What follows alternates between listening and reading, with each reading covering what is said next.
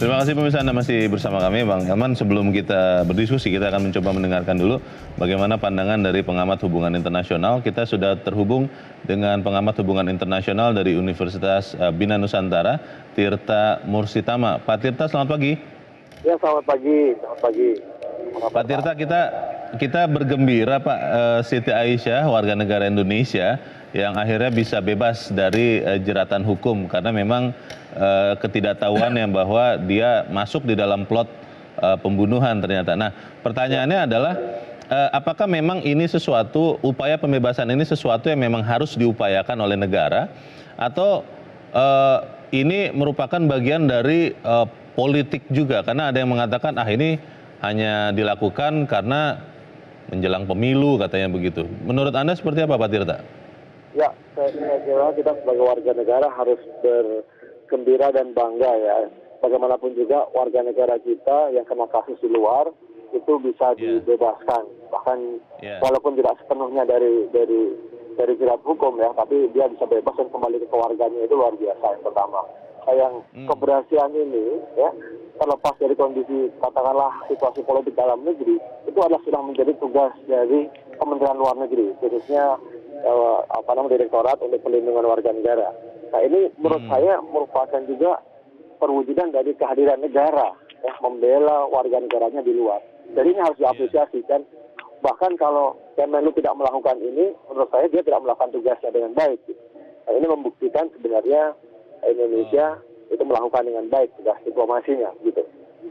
Iya, kalau melihat peristiwa ini Pak, apa pelajaran yang bisa kita dapat? Apakah memang usaha-usaha diplomasi ini memang harus terus dilakukan berapa lamanya pun dan atau kapanpun apapun hasilnya, atau memang hanya untuk kasus-kasus yang memang warga negara Indonesia itu kita tahu tidak bersalah? Seperti apa Pak Tirta?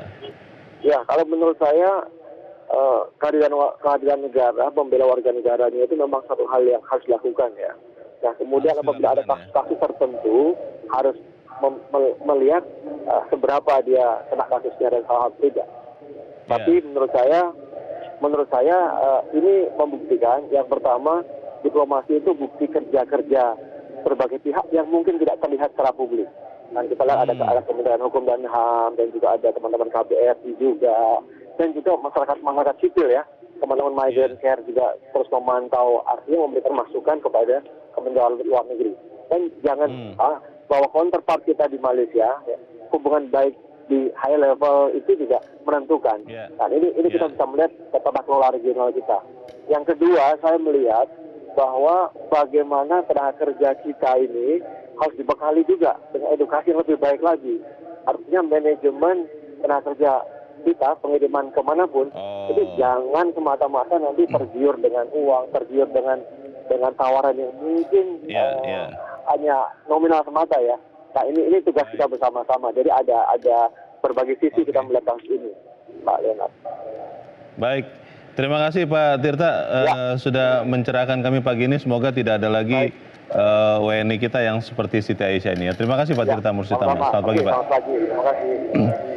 Ya, Bang Elman, 2 tahun 35 hari Siti Aisyah ditahan di Malaysia, dan tadi kita sudah bilang mungkin kita semua sudah lupa, tapi negara ternyata tidak lupa. Pertanyaannya kan ada beberapa kasus lain yang walaupun tidak sama persis, warga negara Indonesia yang juga terjerat kasus hukum, ada beberapa yang berhasil diselamatkan, ada beberapa yang tidak. Pertanyaannya adalah apakah ini memang harus dilakukan oleh negara? Harus dilakukan. Jadi setiap persoalan yang dihadapi oleh warga negara Indonesia di luar negeri ya, harus dibela. Jadi kita tidak mempersoalkan derajat tingkat kesalahannya, tapi apapun tingkat kesalahannya, negara harus hadir. Karena itu tugas warga negara melindungi warganya. Jadi tidak boleh pemerintah itu membiarkan warga negaranya diadili tanpa pendampingan dari pemerintah.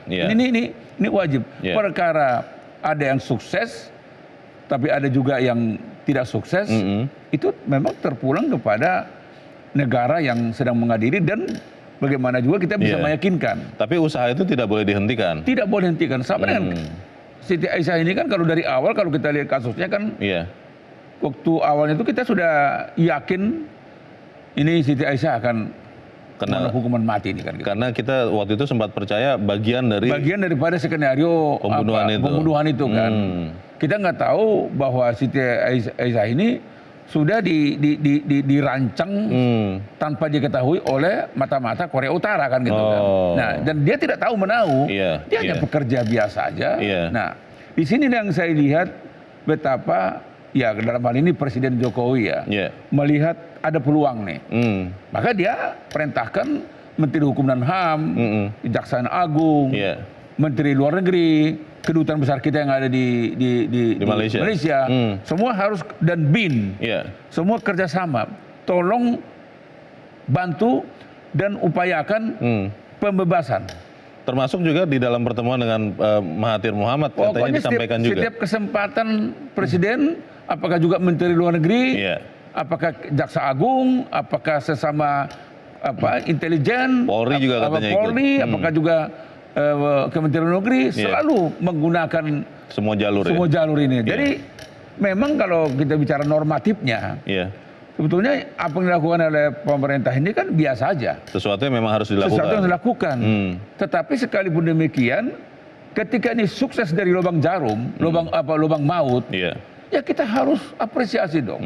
Kita bersuka cita. Hari ini saya mengharapkan seluruh warga Indonesia harus bergembira ria. Kalau dia mengaku warga negara Indonesia. Nah, dan jangan juga melihat seolah-olah ini bagian skenario politik, apalagi pencitraan. Karena sudah beberapa saat lagi tinggal untuk pemilu begitu. Nggak ada kaitan.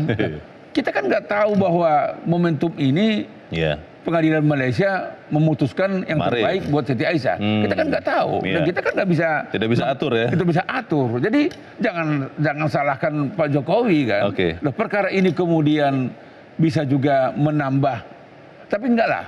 Presiden kita pasti tidak akan menggunakan ini untuk pencitraan. Pasti enggak. Yang ada dua hal yang menarik di sini tadi disampaikan juga oleh Pak Tirta. Yang pertama adalah ini adalah kerja senyap dan juga diplomasi untuk pejabat tinggi. Lalu yang kedua yang harus diperhatikan juga kasus-kasus serupa atau manajemen TKI, Bang. Nanti kita bahas di bagian berikut dan pemirsa tetap bersama kami. Editorial Media Indonesia segera kembali.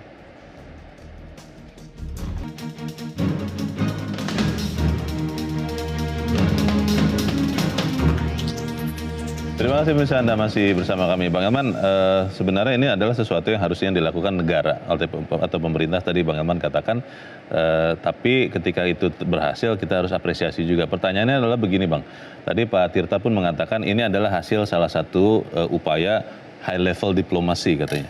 Nah ini seperti apa sebetulnya, apakah kita bisa melihat bahwa ini adalah bagian dari peran Indonesia, peran pimpinan Indonesia untuk memainkan politik internasional ini Bang? Jadi kan begini, saya setuju dengan Pak Tirta tadi. Ini menunjukkan bahwa wibawa negara ini ada sekarang bukan hanya ada dalam titik puncak nih. Diperhitungkan betul. Jadi kalau negara ini underdog, pasti akan tidak dipandang sebelah mata pun kita kan. Tapi karena walaupun dia tetangga loh. Jadi bukan negara jiran ini. Enggak ada, walaupun dia negara jiran enggak, tapi ketika dia lihat memang pemerintahan Indonesia ini sekarang ini adalah pemerintahan yang memang kredibel dan menegakkan menjadikan hukum menjadi panglima. Nah, mereka paham ketika kita mengajukan keberatan, dia tahu bahwa kita ini ngerti hukum. Jadi tidak asal sekedar membela, karena dia pandang kita ini negara hukum yang menjadikan hukum adalah panglima. Jadi mereka tidak anggap remeh. Itu sebabnya ketika nota keberatan itu disampaikan, mereka langsung bekerja. Memang dibutuhkan 2 tahun lebih mereka mendalami kan. Itu juga saya bilang membuktikan bahwa seluruh instansi pemerintah tidak ada yang tidur gitu kan. Bekerja semua. Walaupun tidak banyak bicara. Memang mereka kan tidak pernah merilis ini kan. Jadi kalau memang ada unsur pencitraan dari awal awal pasti ada rilis kan. Ini kan tidak. Yang kita tahu bebas sukses. Kita mau mencoba mendengarkan pendapat dari pemirsa Metro TV Bang Elman. Kita sudah terhubung dengan Pak Yunus Luwat di Lon Penjalin, Kalimantan Utara. Pak Yunus, selamat pagi. Selamat pagi, sukses selalu untuk Metro TV. Selamat pagi, terima kasih Pak Yunus. Bagaimana Pak pendapat Anda Pak? Kalau kami singkat saja, walaupun kami dari pinggiran hutan Kalimantan Utara, tapi kami mengapresiasi penuh kinerja pemerintah Republik Indonesia. Dalam hal ini Pak Presiden Joko Widodo. Jadi tidak ada maksud kami campur politik dalam hal ini. Ini memang kerja nyata dari pemerintah, wajib untuk membantu warga masyarakat kita yang ada permasalahan di luar negeri. Jadi jangan dibiarkan mereka untuk bermasalah, tetapi mari bantu mereka dengan baik apapun kondisinya. Ini kita ketahui bahwa suatu sistem yang dijalankan oleh pemerintah Korea Selatan yaitu spionase. Jadi orang kita ini menjadi korban. Dia tidak tahu menahu, tapi dia dipakai untuk berbuat yang tidak baik. Saya kira budaya ketimuran di Indonesia tidak ada seperti itu. Nah kemudian di luar negeri pun terjadi, apalagi di Indonesia. Kalau ada yang begitu di Indonesia, mari dituntut habis, dituntaskan. Jangan ada yang pembunuhan-pembunuhan. Saya kira di institusi, mohon maaf, saya tidak bermaksud mendiskredit institusi TNI Angkatan Darat. Di keluarga saya, kebetulan keponakan atau cucu saya terjadi di Samarinda juga ada. Terima kasih Pak Yunus di Kalimantan Utara. Selamat pagi Pak. Di belakang Pak Yunus ada Pak Nugroho di Jakarta. Pak Nugroho, selamat pagi Pak. Selamat pagi Bung Herman, selamat pagi Bung Leonard, selamat pagi Indonesia. Silakan Pak Nugroho. Ini bukan sekedar orang Indonesia biasa, bukan cuma TKI. Kasus Asia ini adalah keterlibatan Indonesia di dalam persatuan intelijen dan pertarungan antar dunia. Ini sangat penting. Tadinya kita bertanya, apa mungkin Aisyah itu terlibat dalam pekerjaan intelijen? Nah, oleh karena itu, pembebasan Aisyah harus diapresiasi. Pertama, kita hormati dan kita angkat jempol untuk Jokowi sebagai presiden dan jajarannya yang memperhatikan dan berhasil membebaskan Siti Aisyah. Ini kredit poin besar. Ini martabat bangsa. Yang kedua, kita harus menyadari bahwa pekerjaan intelijen atau pertarungan kepentingan dunia itu ada di Indonesia. Bisa saja warga negara biasa atau tokoh politik yang dimanfaatkan oleh negara asing. Bisa merugikan Indonesia, bisa merugikan negara lain. Ini sangat berbahaya. Oleh karena itu pemerintah harus mempertinggi ketahanan nasional dengan pendidikan politik, dengan kewaspadaan, dengan operasi intelijen yang sangat teratur. Ini yang harus dijaga. Baik, terima kasih Pak Nugroho di Jakarta. Selamat pagi Pak. Di belakang Pak Nugroho ada Pak Bambang Saptono di Surakarta, Jawa Tengah. Pak Bambang, selamat pagi. Ya, selamat pagi Metro TV dan selamat pagi Indonesia. Selamat pagi Pak, silakan Pak. Momentum pembebasan Siti Aisyah. Orang yang nyinyir atau nggak suka dengan pembebasan Siti Aisyah dari jeratan hukum mati adalah orang yang waton suloyo. Ekstrimnya adalah orang yang geblek. Bayangkan bahwa kasus Siti Aisyah ini adalah merupakan kasus besar dan berat. Di mana ini juga kasusnya mendunia karena merupakan kasus pembunuhan kakak tiri dari pemimpin Korea Utara Kim Jong Un, yaitu Kim Jong Nam. Nah, apalagi Mas, ini penegakan hukum di negara Malaysia ini kan tergolong saklek dan tidak kenal ampun. Nah, oleh karenanya sudah seharusnya bahwa kita semua mengapresiasi pemerintah Presiden Jokowi yang telah adil dan mampu melindungi warga negaranya yang bermasalah dengan hukum berat dan apalagi ini berada di luar negeri. Nah, kemudian Mas, selain itu bahwa negara Indonesia atau pemerintah Presiden Jokowi ini kan juga telah membebaskan 443 dari ancaman hukuman mati warga negara Indonesia yang berada di luar negeri. Ini kurang apa coba? Dalam waktu 4 tahun beliau sudah mampu menindaklanjuti atau berbuat melindungi rakyatnya yang berada di luar negeri dari ancaman hukuman mati. Kok ya masih ada orang di luar sana yang jijik atau tidak suka atau malah justru sebaliknya. Nah ini aneh.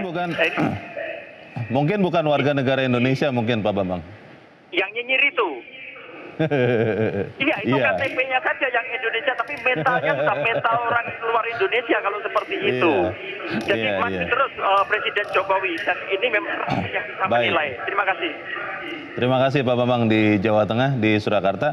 Di belakang Pak Bambang ada Pak Sunarto di Jambi. Pak Sunarto, selamat pagi Pak. Selamat pagi Mito, selamat pagi bangsa Indonesia yang bersyukur salah satu bangsa kita dilepaskan dari azab hukuman mati. Jujur aja, saya benar-benar kecewa berat. Masih juga ada manusia yang nyinyir, meremehkan kerja keras presiden beserta pembantunya. Mudah-mudahan orang itu sadar, sesadar-sadarnya apa yang dilakukan mereka benar-benar tidak patut untuk diapresiasi. Kepada bangsa Indonesia, saatnya kita berterima kasih bahwa anak kita Asia bisa bebas dari musibah yang menimpa dirinya. Mudah-mudahan ada hikmah yang bisa kita pelajari. Sudah itu orang-orang yang nyinyir, yang mau memakai alat untuk mendiskreditkan presiden, sadar. Terima kasih, selamat pagi. Selamat pagi Pak, terima kasih Pak Sunarto di Jambi. Para pemirsa, ini warga negara Indonesia betulan ini Bang, karena senang melihat kita senang juga, dan tidak senang ketika ada warga negara Indonesia yang kesusahan di luar. Tapi pertanyaannya adalah bagaimana bisa menyadarkan warga negara Indonesia yang lain yang masih melihat ini hanyalah bagian dari pencitraan itu Bang. Bagaimana Bang? Ya, kalau saya sih mengatakan kan tidak semua orang bisa sama-sama berpikir sehat kan. Jadi ada juga yang tidak berpikir sehat. Tapi ya kita anggap aja itu bumbu-bumbu dalam kehidupan itu. Jadi kalau ada orang yang melihat ini pencitraan, kalau ada melihat pekerjaan pemerintah ini biasa-biasa saja, ada yang mengatakan ini kan bahkan katanya meniru-niru bos dia katanya kan. Nggak apa-apa. Nggak apa-apa. Toh juga rakyat akan tahu yang mana yang benar. Mana yang benar. Dan begini Leo ya, hari begini orang masih menganggap ini pencitraan. Orang-orang itu pasti akan lama-lama sakit orang itu. Jadi kalau menurut saya pemerintah juga tidak usah menanggapi orang nyinyir. Kita pun yang sehat, kita berdua, kita nggak usah juga menanggapi orang nyinyir seperti itu. Oh memang dia hidupnya nyinyir kok. Memang cari makan dia dari nyinyir. Hidupnya merusak diri sendiri. Kalau kita kan tidak mau nyinyir, pemerintah juga tidak mau nyinyir. Jadi menurut saya orang nyinyir itu nanti pada waktunya juga kita berikan pendidikan. Nah, kita berikan dia supaya sadar tadi pendidikan moral Pancasila kan. Didoakan Pak Sunarto tadi supaya sadar katanya. Kita doakan dia kembalilah ke jalan yang benar. Tapi yang saya mau katakan adalah apa yang sudah dikerjakan oleh presiden sekarang ini. Saya katakan ya memang itulah tugas negara. Dan dia tidak meniru siapapun. Kita yang meniru negara. Jadi tugas negara yang melindungi setiap warga negara kita dimanapun berada, apakah di Indonesia, apalagi di luar negeri. Tadi Pak Bambang Sartono mengatakan sudah ada 443 WNI lain yang sudah dibebaskan dari jerat hukum. Pertanyaan saya begini Bang, ini kan satu langkah yang diapresiasi untuk menyelamatkan. Tetapi sebetulnya bagaimana tadi juga disoroti oleh Pak Tirta, bagaimana manajemen TKI kita Bang, supaya kemudian tidak mudah atau tidak terlalu sering seperti ini terjerat kasus hukum di negara lain. Ya ini juga yang saya harapkan ya, terutama penyalur-penyalur tenaga kerja ke luar negeri. Ini juga Depnaker sama lembaga yang pancoran itu ya, sekarang dipimpin oleh Pak Nusron Wahid ini ya mereka juga jangan bekerja normatif. Jadi setiap warga negara Indonesia yang bekerja dan akan bekerja di luar negeri, pastikan orang itu memang didukung oleh dokumen yang sah, gitu. Dan ikutin semua prosedur. Dan harus dimonitor posisi mereka sekarang ada di mana. Dan disitulah menurut saya pentingnya atase tenaga kerja di setiap kedutaan besar. Itu harus memonitor. Memantau. Jadi, ya salah satu fungsi kedutaan besar itu kan apa, dan konjen itu tuh kan untuk memastikan warga negara kita yang ada di kawasan wilayah kerja otoritas mereka dia harus betul-betul terayomi gitu kan. Terlindungi. Dan juga mungkin harus diberikan pemahaman Bang, supaya tidak mudah untuk, ya mungkin maaf di dalam kasus Aisyah ini kan mungkin ada motif ekonomi di situ, karena waktu itu kan Siti Aisyah mengira dia bagian dalam reality show yang tentunya mendapatkan sejumlah uang begitu. Nah, pemahaman seperti ini bagaimana sebetulnya? Ya, ini yang saya mau katakan, sebetulnya kan ini kan boleh juga kita katakan kita kecolongan kan. Iya. Kita kecolongan bahwa Siti Aisyah ini tidak tahu di balik skenario ini kan. Nah, itulah yang kita jadi pemerintah juga harus mencari tahu siapa yang bertanggung jawab menempatkan Siti Aisyah ini bekerja untuk hal seperti ini. Ini kan apa, reality show kan? Reality show. Nah, itu kan pasti ada perusahaannya kan. Nah, ini tidak boleh didiamkan ini, supaya menjadi pelajaran untuk lain kali kan. Jadi harus ada follow up setelah kasus ini ya. Jadi karena saya nggak percaya Siti Aisyah ini dihubungi secara pribadi. Pasti ada perantara kan. Nah, perantara ini siapa nih? Kan ini kan ternyata kan perantara ini kan sudah masuk dalam komunitas intelijen, mata-mata kan. Baik. Momentum itu hanya akan berguna kalau dimanfaatkan. Tapi kalau untuk ke depan. Tapi kalau hanya sekedar diketahui, kita bersyukur kelihatannya kurang berguna. Bisa terulang lagi. Kita akan bahas itu nanti selepas jeda, Bang Elman dan pemirsa tetap bersama kami. Editorial Media Indonesia segera kembali.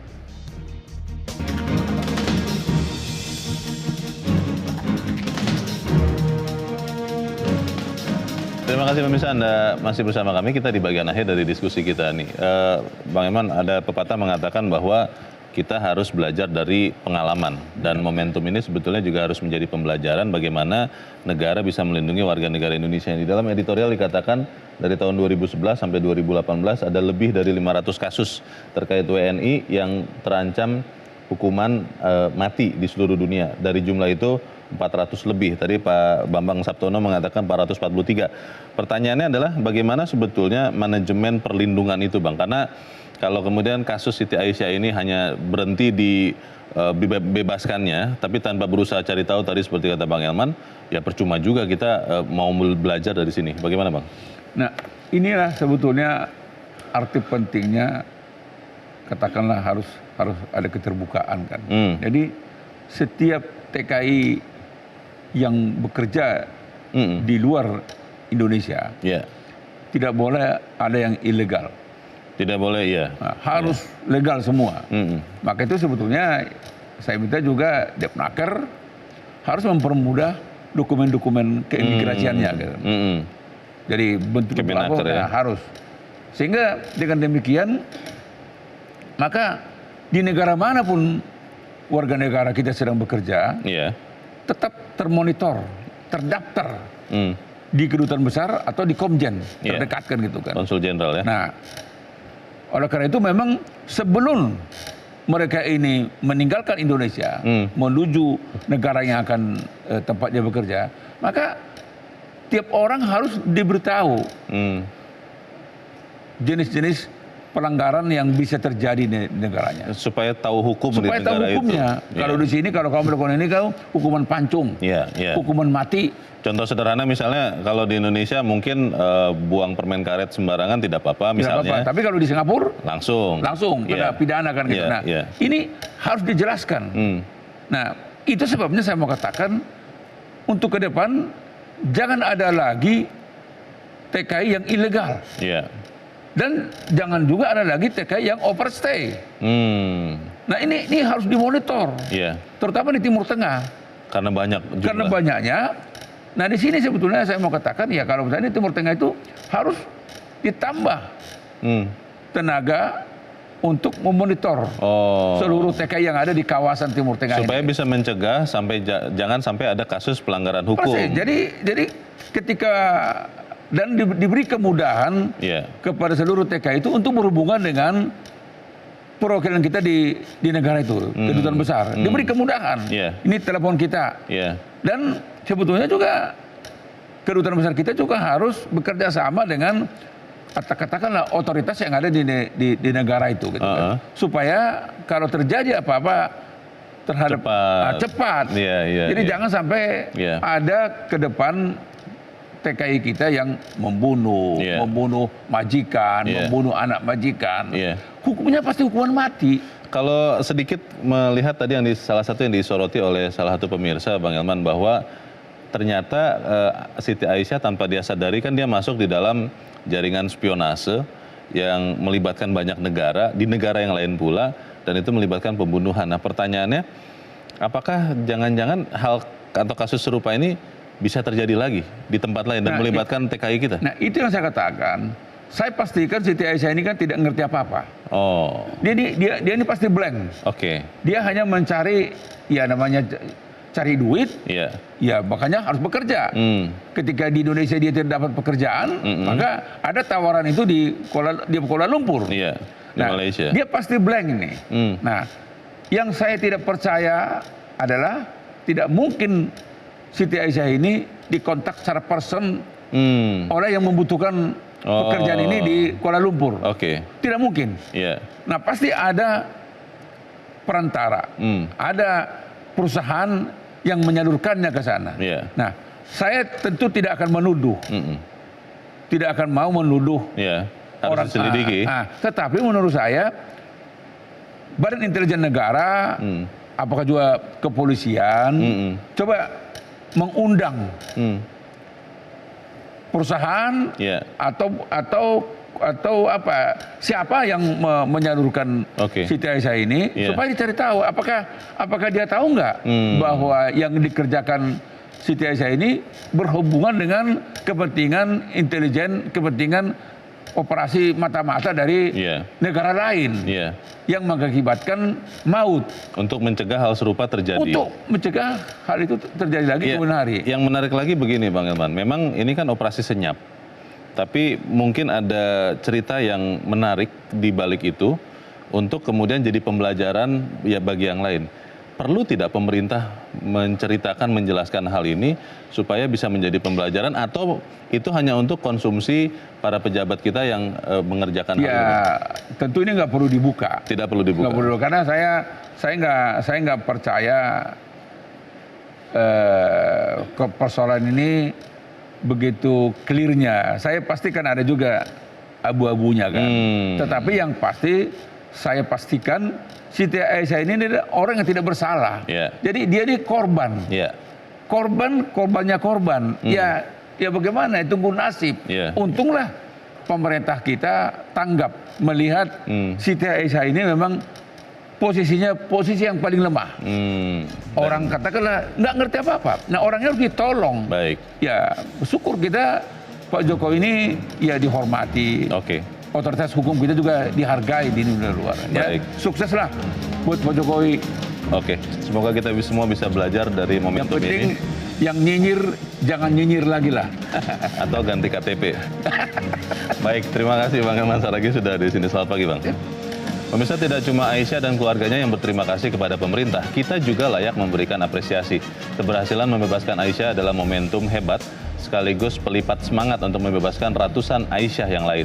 Data Kemenlu menunjukkan sejak 2011 hingga 2018 ada 500 lebih kasus terkait WNI di seluruh dunia yang tersangkut hukum dengan ancaman hukuman mati. Dari jumlah itu, lebih dari 400 kasus sudah diselesaikan dengan vonis bebas dan sisanya masih ditangani pemerintah.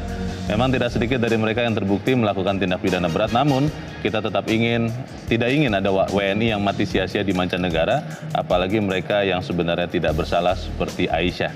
Semoga ini menjadi pembelajaran bagi kita semua. Saya Leonard Samosir, terima kasih Anda sudah menyaksikan. Selamat pagi.